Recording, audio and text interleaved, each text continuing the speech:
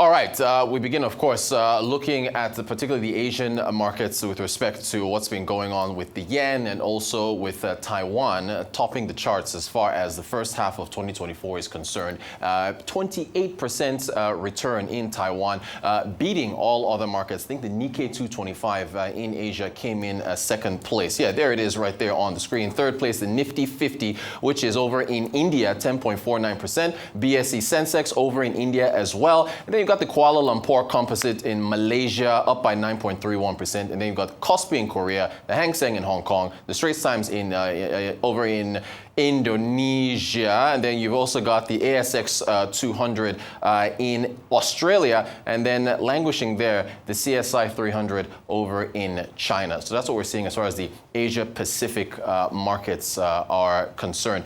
Now, also coming out from the Asia region is the Japanese yen.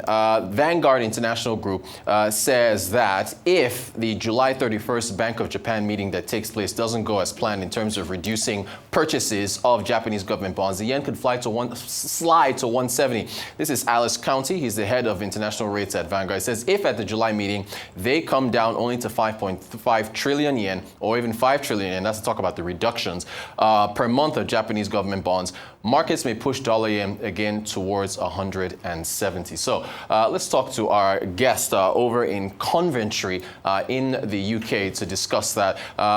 Eronmosele Aziba, who of course is a financial consultant. Eronmosele, good morning to you. Thank you so much for being with us. Good to see you again. It's been a while. First off, what's your assessment of the markets over in Asia in terms of how they've performed for the first half of 2024? Thank you again, Rotis. Thank you for having me.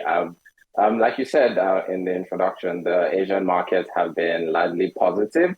You mentioned the Taiwanese market being the best performing that we had seen in the region in the first half of 2024.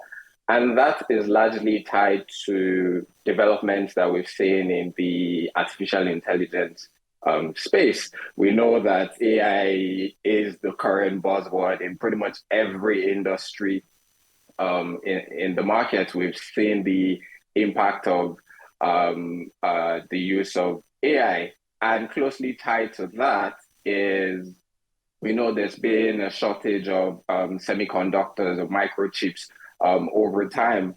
And the Taiwanese market, if for instance, if you check the top 10 most capitalized stocks there, at least 5 of them are semiconductor producers.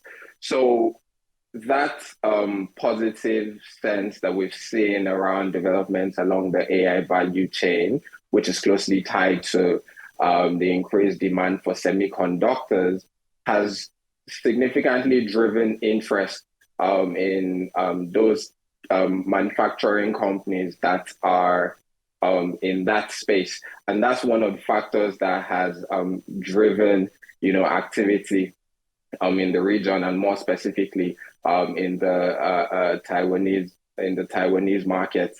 Also, just staying on Taiwan, there's also been a lot of more recently, there's been a lot of interest from local ETFs. So we've seen a lot of local investors take position in their local markets, mostly trading in high dividend paying stocks as well. And that has also bolstered activities in the market and just generally created that sense of that positive sentiment that we saw in the markets in the first half of the year. Thank you so much. I do have to correct myself. The Straits Times Index, I think I said it was Indonesia. It's actually Singapore. Straits Times Index is Singapore. I remember the Japan's Nikkei 225, second place. What it is, a similar triggers for Japan's index? Yes, so we've also seen a similar positive sentiment that has sort of trickled across, across the market. We've seen, concerns around inflation start to taper in the market as well, and that has sort of driven the interest that we've seen there. in terms of the fundamentals of the economy, looking at factors like GDP, looking at factors like the PMI, for instance, the manufacturers index. They've all pointed towards a positive performance for the economy, and that has also supported the growth, the sentiment growth improvement that we've seen in that market. Although with Japan specifically, there's also concerns around the persistent slide that we've seen in the yen. But in terms of the performance of the market, it's been quite positive. And if you also think about it with the depreciation and the value of the yen that we've seen, particularly for foreign portfolio investors, it's become cheaper to invest in the Japanese market as well. So that could be one of the factors that could be driving that sentiment as well. Thanks for that. Now, we had that quote from the international asset manager Vanguard Group saying it sees the yen falling to 170. What do you make of that call? Yeah, so like I had mentioned, the yen has continued to slide, particularly when you compare it to against the dollar, for instance. And there's been a close eye has been kept on the upcoming Bank of Japan meeting that is expected to hold later this month, to see what steps could be taken, sort of stem that, to sort of halt that loss in value that we're seeing. But the BOJ has come out to adjust its inflation targets, and the current positioning, or if you read words that are coming out from members of the committee as regards potential rate hikes, they've all suggested that the bank is going to remain proactive, and in the event that there's any threat of overshooting that inflation target of about 2% to 2.5% thereabout for Japan, they would be proactive in adjusting rates upward to sort of try to tackle those inflationary pressures. So yes, it remains a concern, but one of the things that we need to keep in mind is, in terms of export activities for Japan as a whole, which it engages in a lot. We know there's a lot of manufacturing that goes on in Japan, and there's a lot of exportation, automobile industry, for instance, one of them.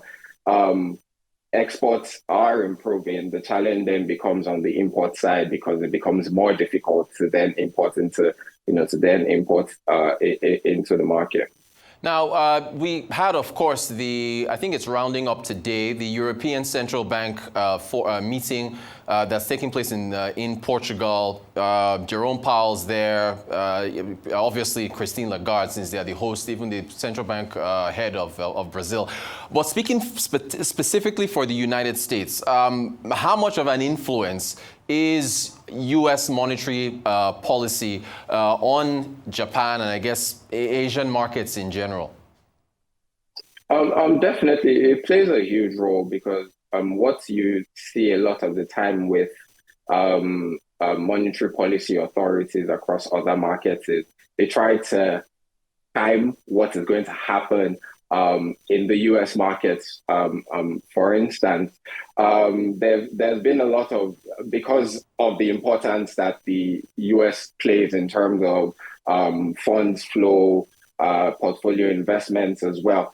So there's been a lot of discussions around the next move that the U.S. Fed could be taking. Earlier in the year or late last year, there were suggestions about a possible rate cuts of about 3 times during the year, but we're already through the first half of the year, and the policy signaling now is starting to suggest there might just be one rate cut, and news coming out from the US is also suggesting it might not even come until the end of the year, in December.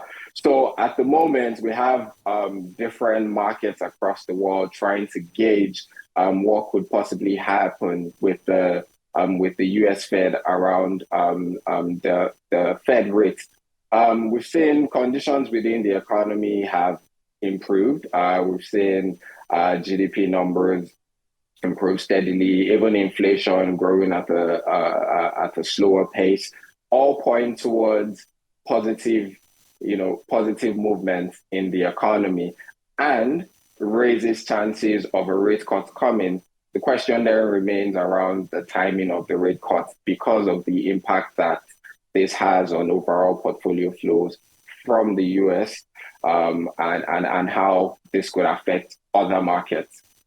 Great stuff. Eronmosele Aziba, financial consultant, thank you so much for the insight. So at the end of the day, it's artificial intelligence powering the Taiwanese markets to first place among Asia-Pacific markets. Thank you so much for your thoughts. Thanks for sharing your insights with us on the Asian markets and the Asian field in general. I appreciate it.